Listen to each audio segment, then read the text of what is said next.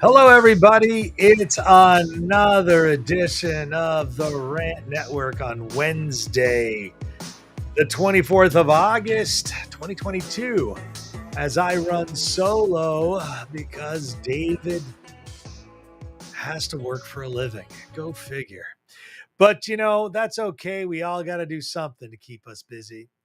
We're talking about today luxury brands. They continue to do well.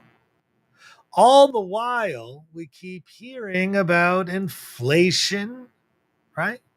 Rising gas prices, rising milk, egg, cheese, rent, interest rate, mortgages.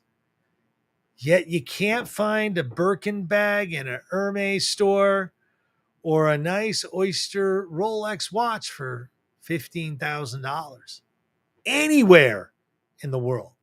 Now, predominantly luxury brands are between, I don't know, about 70-75% between the Asian Pacific countries and Europe. And the United States represent about 25%. Believe it or not, that's how the world shops. But, it's been a little stronger in the United States with China shut down and the Europeans shut down. But again, things aren't starting to normalize, or you would think so, that the supply chain, you know, issues are going away. And there shouldn't be a glut of merchandise on the shelves. However, Walmart and Target and Best Buy, are starting to liquidate their merchandise because they have no room on the shelves. The demand this year wasn't the demand of years past.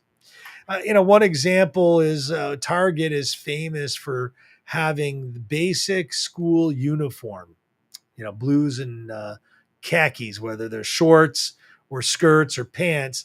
They were a good go-to place. And by this time of start of school, they would have nothing left on the shelves. That's not this year. But if you went to a Hermes store and asked to get a Kelly bag or Hermes bag, they'd laugh at you. That'll cost you $12,000 to $15,000 in a Hermes store, but you can't get one. But the secondary market, you can find them, no problem. And that's part of this rant.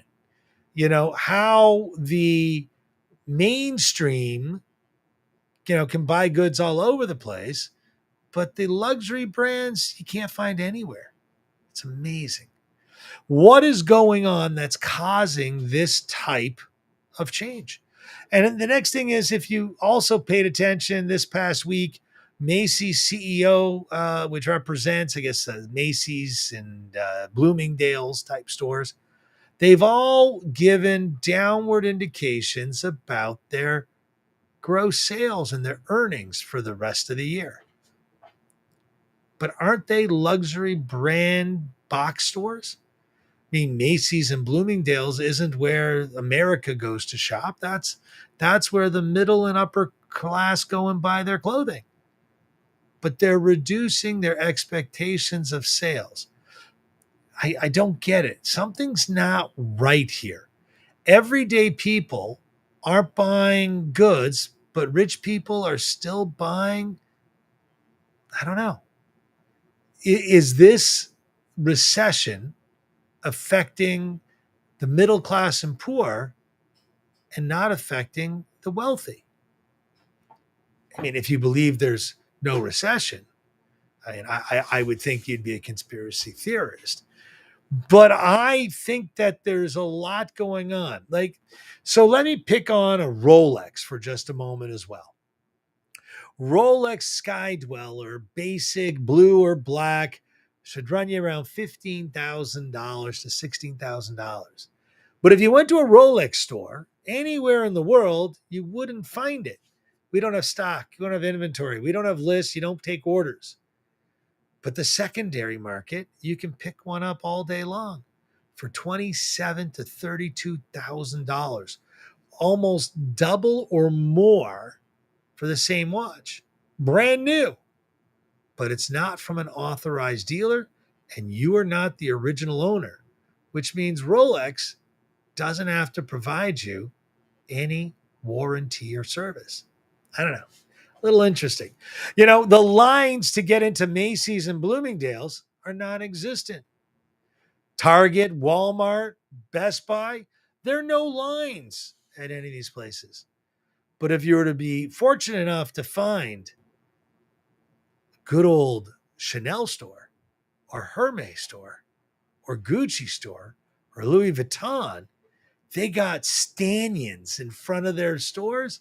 And do you have an appointment? We have reduced staff, or we're doing it by appointment only, pushing up the level of importance to shopping at their stores. I don't tolerate any of this. And I think this is beyond disgusting. You know, if you want to go to a store and buy something, you should be able to walk in the store and buy it. And them as a retailer should have it. But it seems like they are intentionally slowing down their own production. So, in other words, they're going to sell less bags, they're going to increase their profit margins, cut their overhead, and still keep the demand strong. I don't know. I think that seems to be a brilliant marketing strategy.